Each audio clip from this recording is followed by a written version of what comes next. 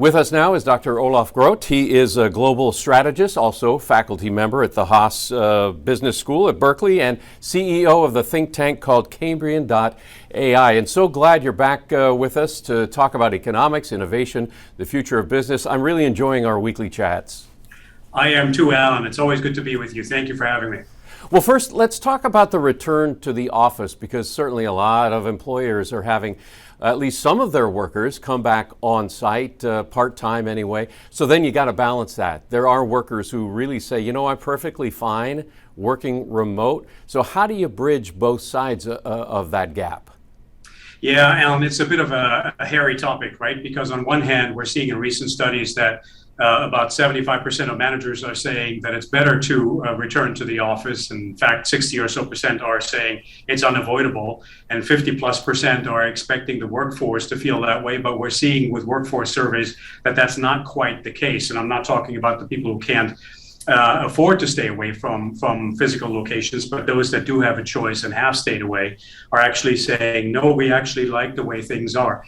I think it's important to keep in mind that while we need to, of course, pay attention to the individual here and their well-being and productivity, that management has the bird's eye view, right? So they see the employee well-being, but also productivity in aggregate. And so that's why they're possibly diverging from workforce views.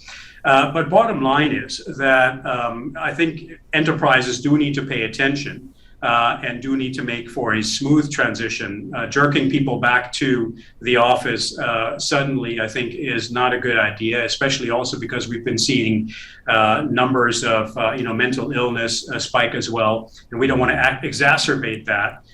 Or, frankly, do away with the perks that organizations desperately need now in the great quitting or the great resignation, right? Because we want to attract good employees and not deter them. I think it comes down to three different things. One is, if it ain't broke, don't fix it. So if you're seeing productivity at a healthy level, if the economic returns are a healthy level, don't do too much to disturb that picture. Secondly, if there is competition in the market, assess that, right, and see what types of employees need what kinds of stay-at-home or work-at-home perks. And then thirdly, assist people with their mental wellness. So if there is special accommodations you got to make, build them into your return to the office programs. Yeah, because you don't want to end up doing it like we've had to do with COVID restrictions. Masks on, masks off. You don't want to pull people back in the office. Oh, a spike in cases. No, you're all going back home again. You don't want that seesaw thing happening. Exactly. Nothing worse than that back and forth. Yeah.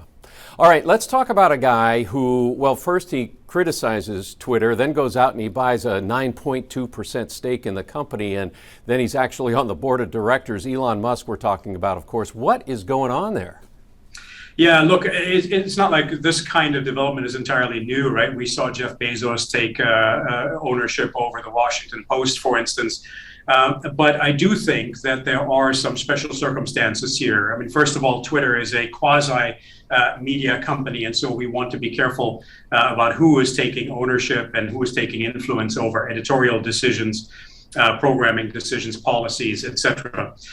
What it comes down to is essentially that Elon Musk stands to make a lot of money from this. His stake has already increased, I think, somewhere north of $1.6 billion ever since the news broke that he took over.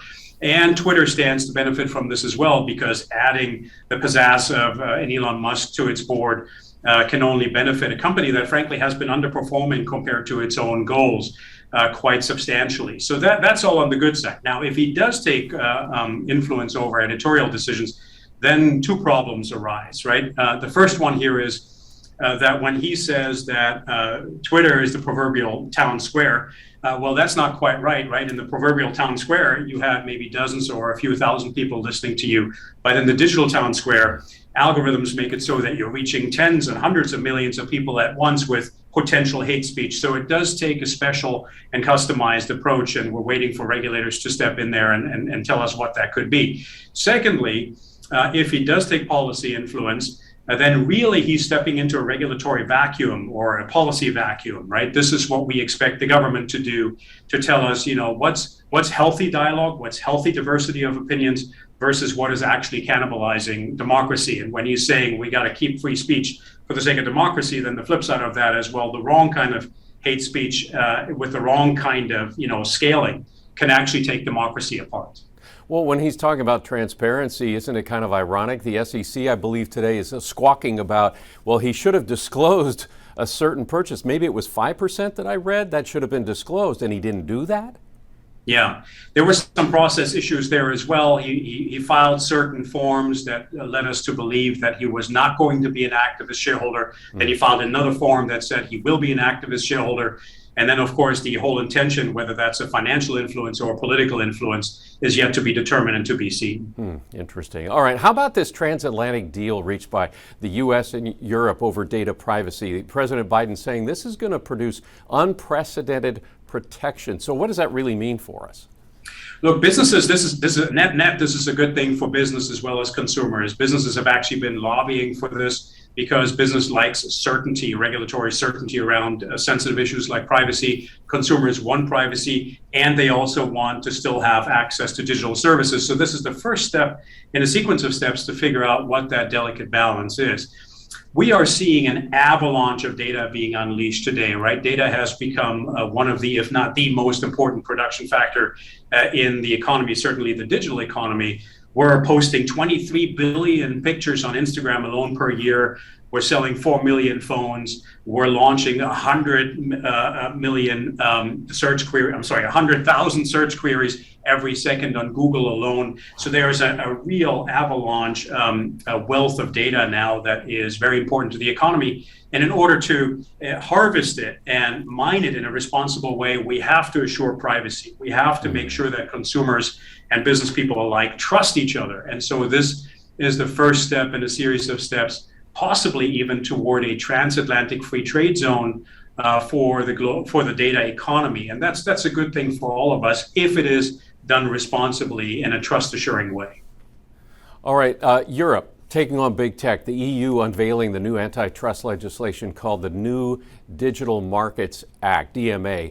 If that passes, what's it going to mean for tech companies? We got Google, Meta for sure. Yeah, this is taking on the big platforms, the FANGs, as they say, of course, and potentially even the Chinese platforms. So they're going to struggle with this. It's a tricky picture, right? So on one hand, we want to make sure that startups, small businesses, have access to the kinds of analytical tools that these platforms offer and are not necessarily making available. That messaging services can be used in an interchangeable, interoperable way between different platforms. That all is good for small business and it's good for the consumers. Of course, consumers also want integrated platforms. They want a one-stop shopping, right? And integrated services across different types of functionality. So we do have to make sure that that option stays in place and that consumers are still getting that benefit. So, we'll have to see how it pans out. This thing is not going to get voted on until October. And until then, I'm sure there's a lot of lawyering and a lot of lobbying going on to really fine tune it. Well, Dr. Olaf Groth, thank you so very much. I always appreciate our talks. I do too, Alan. Thanks very much. I look forward to next time.